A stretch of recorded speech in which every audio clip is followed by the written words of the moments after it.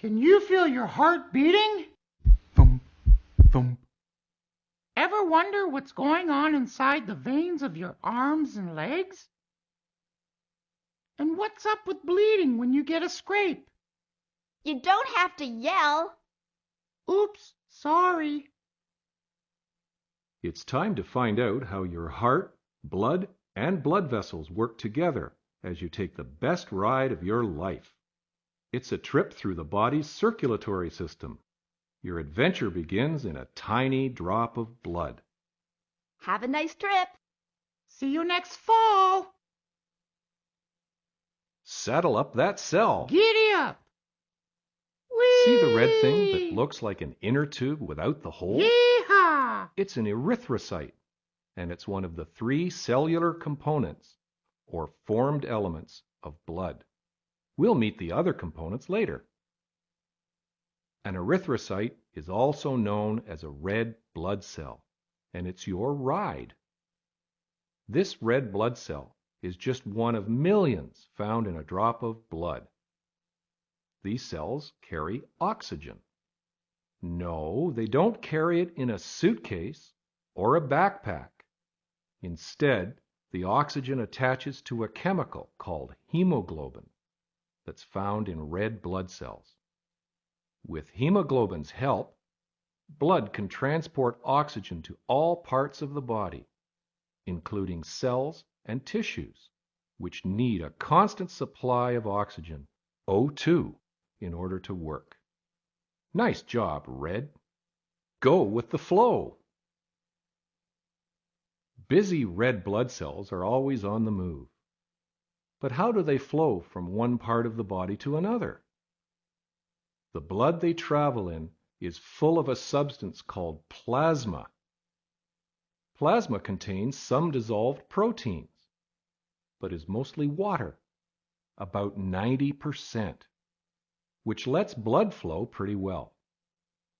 Without plasma, these cells would cause a traffic jam. Your heart, open 24/7. Traveling on your red blood cell, the first place you'll visit is the heart. Your hard-working heart is about the size of your fist. It's located in the chest, a little toward your left side. It's enclosed in a special protective sac called the pericardium. The heart is strong and muscular and works day and night. In fact, it started beating 8 months before you were born. By the time you're 70 years old, it will have beaten about 2.5 billion times. Meanwhile, in the year 2072, Congratulations! Your heart has beaten 2.5 billion times. Gee willikers. Stay on your own side. My left is your right. You'll notice that the heart has 2 sides, the right side and the left side. A thick wall called the septum separates the 2 sides. Each side has its own job to do. The left side receives blood from the lungs and pumps it to the whole body, while the right side receives blood from the body and pumps it to the lungs. You might think of the heart as a divided highway. A divider separates the lanes, and cars must stay in their own lane. If not, there's trouble. Rooms with a view. The heart not only has 2 sides, it also has an upstairs and a downstairs. Each side has an upstairs room and a downstairs room, and each side's upstairs and downstairs are connected. The upstairs rooms are called atria, atrium in the singular, and the downstairs rooms are called ventricles. So, in total, your heart has 4 rooms called chambers. Unlike the rooms in your home, these rooms have no furniture. They're empty, leaving plenty of room for blood to flow through on a consistent basis.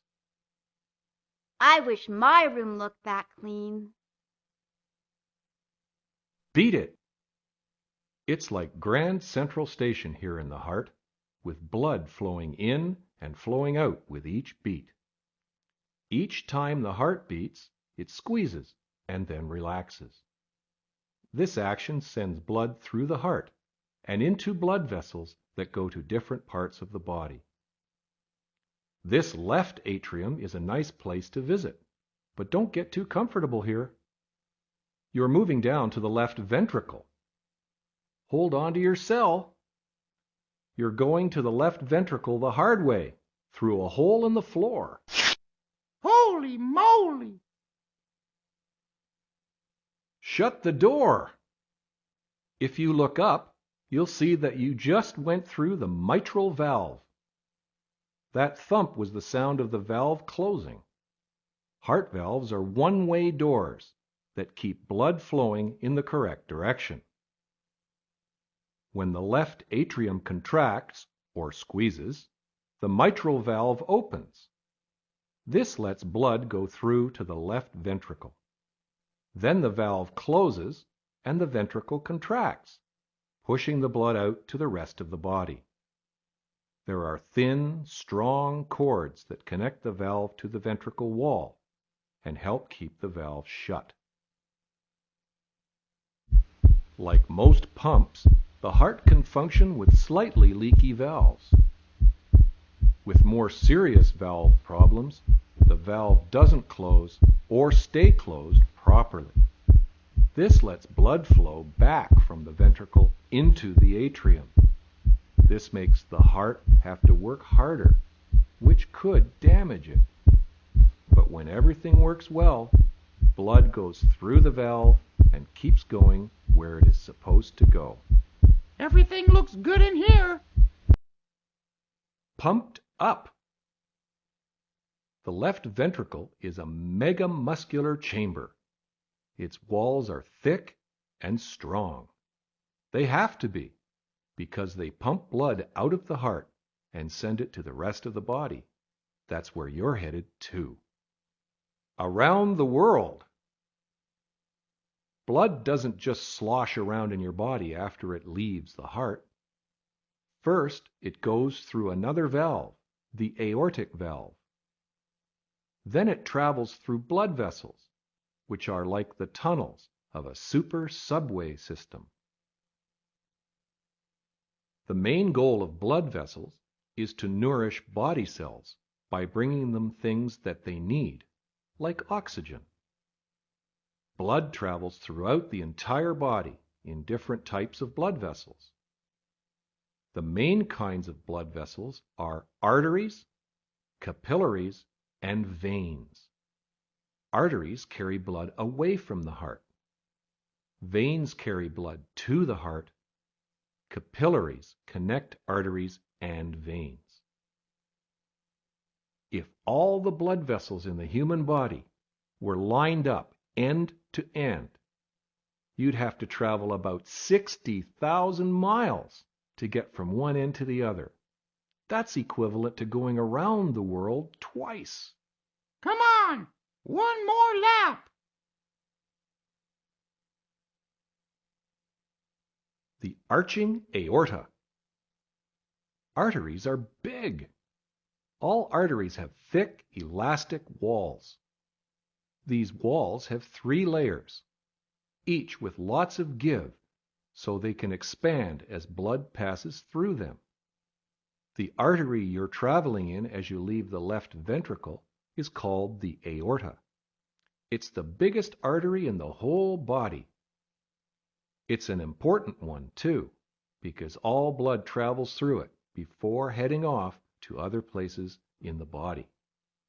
As you travel through the aorta, you'll notice that it forms an arch. Like subway tunnels, 3 blood vessels branch off the top of the arch. These 3 blood vessels are arteries that carry blood to the head, neck, and arms. The aorta continues on, however, carrying blood downward. The blood traveling through the aorta will eventually branch off to reach the rest of the body, including the lungs, kidneys, stomach, intestines, and legs. Don't pressure me. Due to the pumping of the heart, blood moves through the aorta under a lot of pressure. The measurement of pressure on the walls of arteries is called blood pressure. This pressure moves blood to the smaller blood vessels. There's one now. It's a capillary. This is going to be a tight squeeze. There's a lot of traffic today. One at a time, please. The pressure is on. Tiny but terrific. Capillaries are so narrow that red blood cells pass through them one at a time. Some capillaries have more space than others, depending on where they are in the body. For example, capillaries in parts of the intestine and in the brain are narrower or smaller in diameter than those in the skin. Capillary walls are only one thin cell layer thick. But that's a good thing because... Whoa, what was that? Excuse you. P.U. Your red blood cell just passed gas. Well, actually it released the oxygen it was carrying.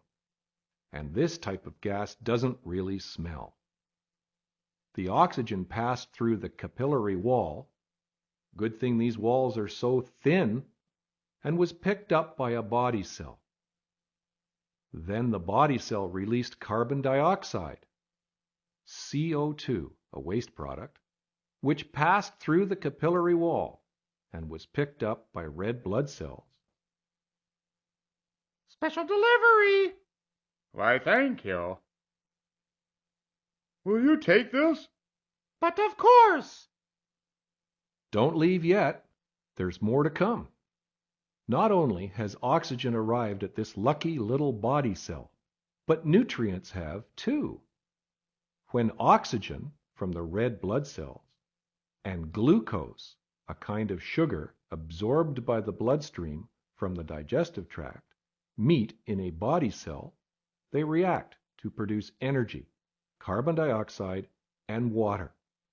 Water's always present in the body, and it's constantly being reused. This super reaction is called cellular respiration. It's important because it gives you energy to stand, energy to exercise, and even energy to circulate blood. So that little body cell now has everything it needs. Plus, we picked up its waste, carbon dioxide. Nowhere to go but up. The red blood cell you're on and the others around you have done their job. They've carried oxygen to the body cells. Now it's time to travel into a vein and head back toward the heart. Veins are blood vessels that are thinner than arteries, but thicker than capillaries. But, thud, what did you just bump into? Hey, let me back in. It was a valve. You'd better watch which way you're going. Like the heart, many veins have a cool way of preventing blood from flowing back the wrong way. One-way venous valves. These valves not only keep blood from going backward, they also help blood climb up to the heart as it travels against gravity. I guess there's no going back. Just then, outside the body, Whee! Uh-oh. Ouch! My knee! sorry. Human, we have a problem. Here you are in the right leg, ready to return to the heart. But look out! There's an army of leukocytes, aka white blood cells, headed your way. What on earth is going on? The white blood cells are responding to a cut on the leg. Better stand back. These white blood cells are going to engulf the invading bacteria that have made their way into the body through the skin. The rod-shaped bacteria could cause an infection in the body. Wow, this is even more exciting than Spider Dude 5. Attack! Get 'em! Go Army! White blood cells are one of the three components of blood. Like red blood cells, they usually travel through the bloodstream. Unlike red blood cells, troops of white blood cells can move through tissue into parts of the body. Don't look for these cells to be dressed in camouflage, though. Not all these soldiers look alike. Some, like macrophages and B cells, look different from each other and do different jobs. Like an army, macrophages increase in number, surround the invaders, and destroy the bad guys. Keep up the good work, Mac! B lymphocytes, or B cells, are another kind of white blood cell. They make antibodies, chemicals that help protect you against certain diseases. Antibodies also give you immunity from that disease, meaning they help prevent you from getting it again. That's pus, Gus. If not cared for properly, some cuts may get infected. A yellowish fluid called pus can indicate infection. A cut with pus needs proper medical help. To help prevent infections, wash the cut with soap and water, then cover it with a bandage. There, as good as new. Thanks. Clot a lot. What a battle! As all this action is happening, more troops, platelets, the last of the three components of blood, arrive on the scene. These little guys, with the help of special fibers called fibrin, help to form a clot that stops the blood from flowing out of the wound. Soon the clot becomes a scab, which gives the damaged skin time to heal. Don't pick at it. Inferior or superior? You've come a long way from that little cell that passed gas. In fact, you're in a vein called the inferior vena cava, and you're almost back to the heart. You have completed a trip through one part, or circuit, of the body's circulatory system, the systemic circuit. This circuit nourishes most of the body with blood. Now, there's nothing inferior about the inferior vena cava. It just means that blood going through it has been in the lower part of the body. If you had been in the upper body, you would have gone through the superior vena cava. The blood in both of these veins is oxygen poor, or deoxygenated, because a lot of the oxygen from the red blood cells was given to the body cells. Almost there. Systemic circulation. Blood supply to lungs, heart, red equals arteries, blue equals veins. Wow. This all looks strangely familiar. Déjà vu? The inferior vena cava brings you into the heart at the right atrium. Then it's down through the tricuspid valve, which works just like the mitral valve, but is located between the right atrium and the right ventricle. It feels like we've done something like this before. How shocking! Before you leave for the right ventricle, there's something in the right atrium that you might like to check out. The sinoatrial node. This most amazing little group of cells is known as the heart's natural pacemaker. It sends electrical signals to the atria and ventricles, telling them to beat at a certain pace or rate. So, when a person is exercising, the heart's chambers will contract more quickly, sending more blood and therefore more oxygen to the body cells than when a person is at rest and doesn't need as much oxygen. Did you get a charge out of that? I seen the body electric. Time to fill her up. The next part of the circulatory system, the pulmonary circuit, is shorter but no less important. Pulmonary refers to lungs, and that's where you're headed. After saying goodbye to the right ventricle, say hello to the pulmonary valve and the pulmonary artery. This is the artery that will bring you into the lungs. Take a deep breath. You're here for oxygen.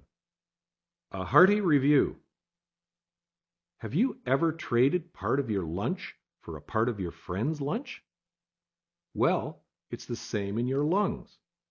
Carbon dioxide is breathed out when you exhale, and oxygen is taken into the body from the air when you inhale. Sounds like a good trade. Now, do you remember when the red blood cells released oxygen to the body cells? They got that oxygen here in the lungs. Do you also remember that the body cells passed their carbon dioxide to the red blood cells? Now it's time for the red blood cells to get rid of that waste gas at the lungs.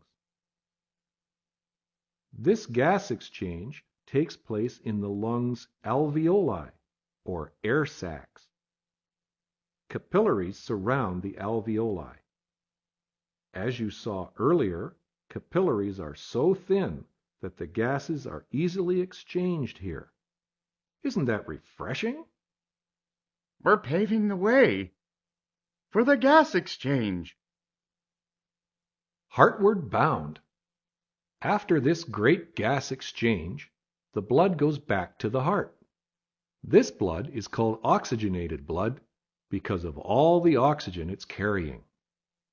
Can you guess which side the blood goes into?